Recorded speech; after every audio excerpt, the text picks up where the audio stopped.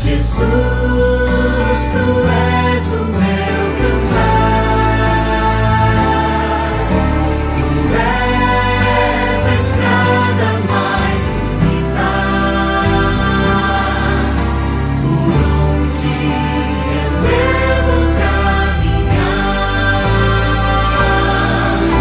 Jesus, tu és a primavera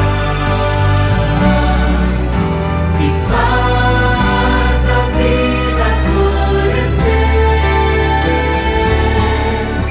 Tu és a chama da alegria que faz brilhar todo o meu ser. Jesus, tu és a melodia, a voz, o canto, a emoção. Tu és a força que me inspira a dar louvor na provação. Jesus, tu és a esperança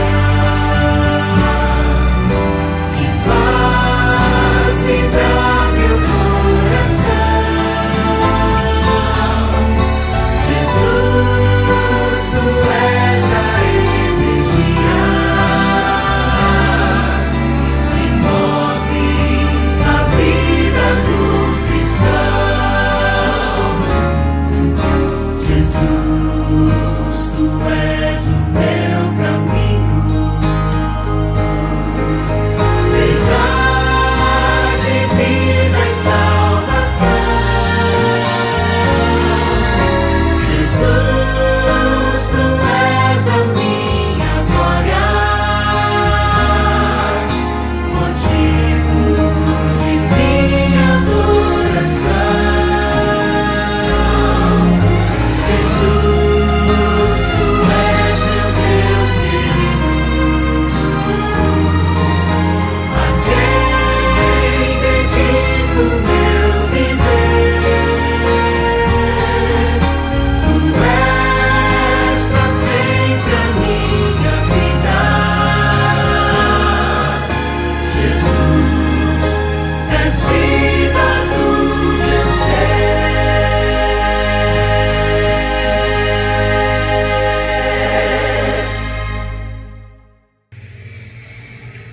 Boa noite a todos.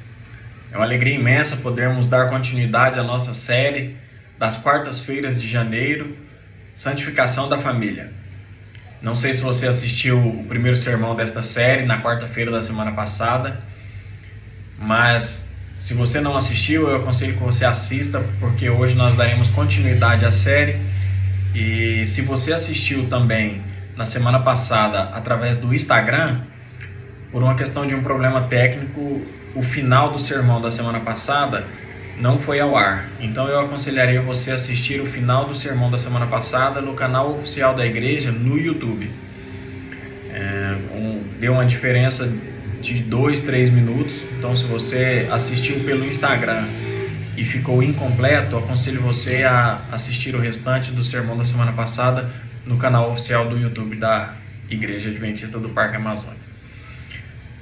Cumprimento a todos os membros da nossa igreja, cumprimento também você que não é membro da nossa igreja, mas está nos acompanhando aqui nos canais oficiais da Igreja do Parque Amazônia.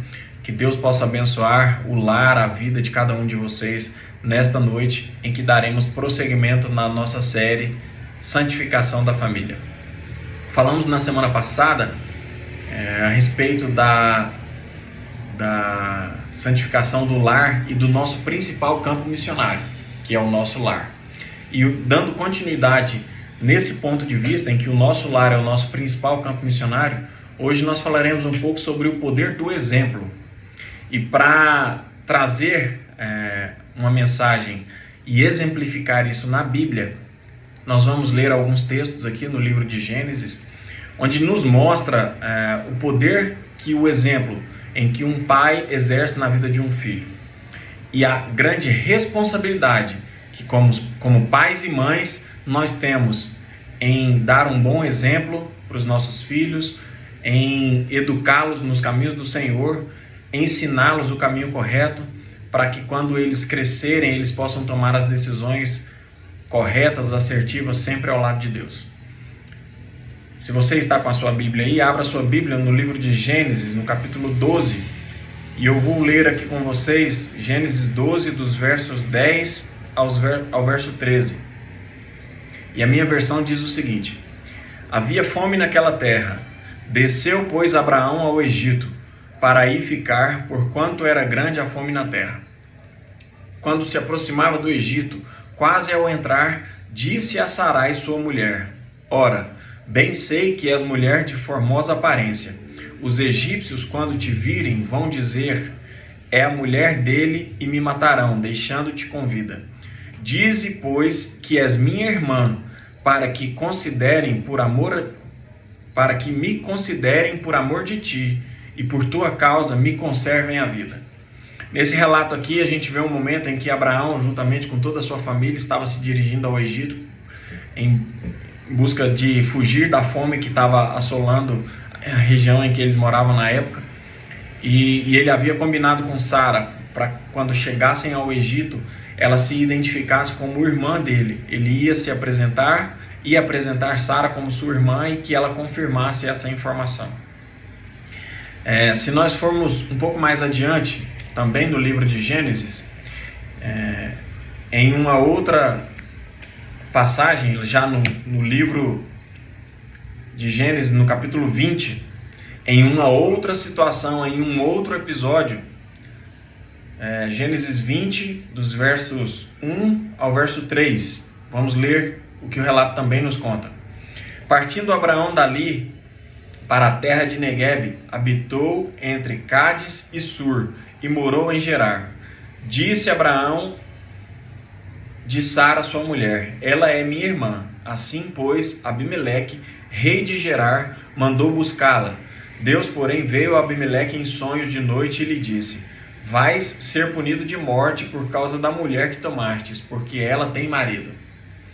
O relato aqui nos conta também de um novo episódio em que Abraão diz ao rei Abimeleque, em que Sara, temendo falar que Sara era sua mulher e temendo por sua vida, Abraão diz que Sara era sua irmã. E então o rei a toma para levar ao seu palácio, e o relato logo adiante, ele tem esse sonho, Deus aparece em sonho a Abimeleque e fala para ele que ele vai morrer porque ele tomou uma mulher que tinha marido. E posteriormente Abimeleque questiona Abraão por que ele havia induzido Abimeleque a cometer tamanho pecado, tamanho mal. E Abraão esclarece que ele estava temendo por sua vida, e por isso ele disse que Sara era sua irmã e não sua esposa. Mas nós vemos aqui nesses dois relatos situações em que muitas vezes em nossas vidas a gente tenta omitir a verdade. A gente tenta usar meias palavras, meias verdades, e isso é terrível, irmãos. E isso pode trazer consequências terríveis para as nossas vidas. Quando eu digo do poder do exemplo, nós vamos ler nos relatos seguintes aqui na Bíblia, que Isaac, anos depois, já crescido, depois de casar com sua esposa, Isaac passa por algumas situações similares. E vamos ler aqui no relato o que a Bíblia nos diz de qual foi a atitude que Isaac tomou anos depois desses episódios que nós lemos anteriormente, que ocorreram com seu pai. Ainda no livro de Gênesis, no capítulo 26, versos 6 em diante.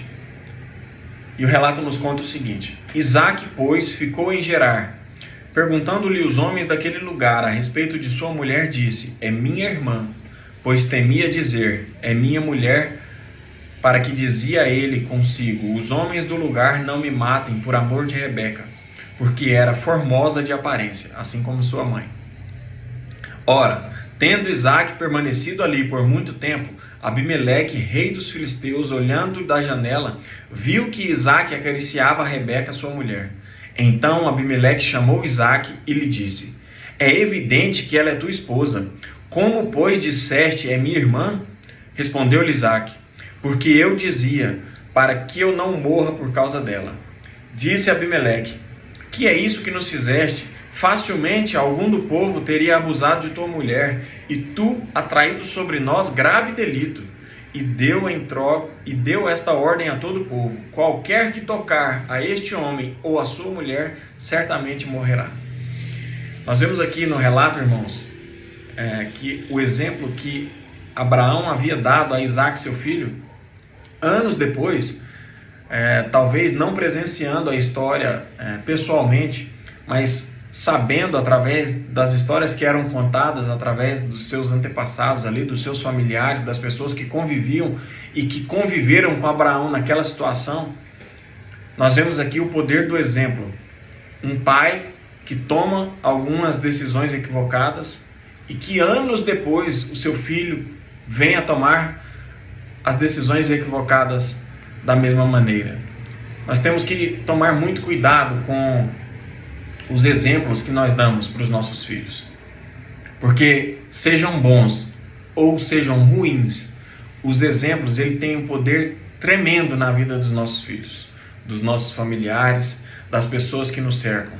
Sabe por quê? Porque não são só os nossos familiares, não são só os nossos filhos que nos observam. Eu comentei isso na semana passada. Nós estamos sendo observados a todo momento, em todos os lugares que nós estivermos. E se você fala alguma coisa diferente da forma que você age, se você diz uma coisa, mas você age de uma forma totalmente contrária àquilo que você diz, o seu exemplo ele falará muito mais alto, muito mais forte e muito mais veemente do que o que você está dizendo. As suas ações falarão mais alto. As suas ações que serão observadas e levadas em consideração por todas as pessoas que estão te observando. Seja em casa, pelos filhos, pela esposa, pelo marido, seja numa reunião de família onde você está reunido para uma festa de aniversário, uma festa de fim de ano, seja no seu trabalho, onde você estiver, as pessoas estarão te observando. Onde você estiver, o seu exemplo falará mais alto do que as palavras que a sua boca emitir. Então nós temos que ter muito cuidado, irmãos. E para que o nosso exemplo seja um exemplo verdadeiro, sincero, um exemplo cristão, genuíno, nós precisamos manter uma comunhão com Deus. Sem essa comunhão é impossível. Por mais que você fale, por mais que você tente falar, tente expressar verbalmente, se você não der o exemplo daquilo que você vive, infelizmente, as pessoas não irão acreditar. Porque muitos falarão, ele diz, mas ele não age dessa forma. Ele prega, mas ele não vive dessa forma. Então nós temos que tomar muito cuidado para que a nossa fala não entre em contradição com as nossas atitudes. Vou ler com vocês aqui um trecho do livro Serviço Cristão, página 159, onde a profetisa do Senhor, Ellen White, ela diz exatamente o seguinte: a vasta influência do lar. Uma casa cristã bem ordenada é um poderoso argumento em favor da realidade da religião cristã. Argumento que o incrédulo não pode contradizer. Todos podem ver que há na família uma influência em atividade, a qual afeta os filhos, e que o Deus de Abraão está com eles. Se os lares dos professos cristãos tivessem um molde religioso correto, exerceriam uma poderosa influência para o bem. Seriam, na verdade, a luz do mundo. Um texto muito impactante, né, irmãos? Um texto onde ela fala aí sobre a influência que os lares cristãos poderiam e deveriam exercer na sociedade. Deveríamos ser luz no mundo, deveríamos ser um exemplo a ser seguido. E esse é o desejo que Cristo incumbe a cada um de nós. É o que Ele quer, é o que Ele espera de cada um de nós. Que a forma que nós vivamos nos nossos lares, a forma que nós criamos os nossos filhos, que nós educamos os nossos filhos, que nós tratamos a nossa esposa, tratamos o nosso marido, seja o exemplo a ser seguido, seja o exemplo cristão a ser dado a todos aqueles que nos observam.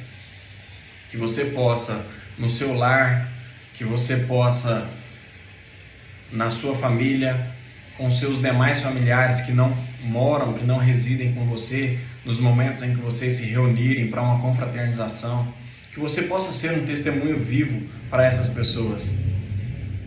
Que no seu trabalho também, ou no colégio, você que é jovem, ou na faculdade, você que é universitário, onde você estiver, que o seu testemunho possa falar mais alto e o seu exemplo possa ser seguido.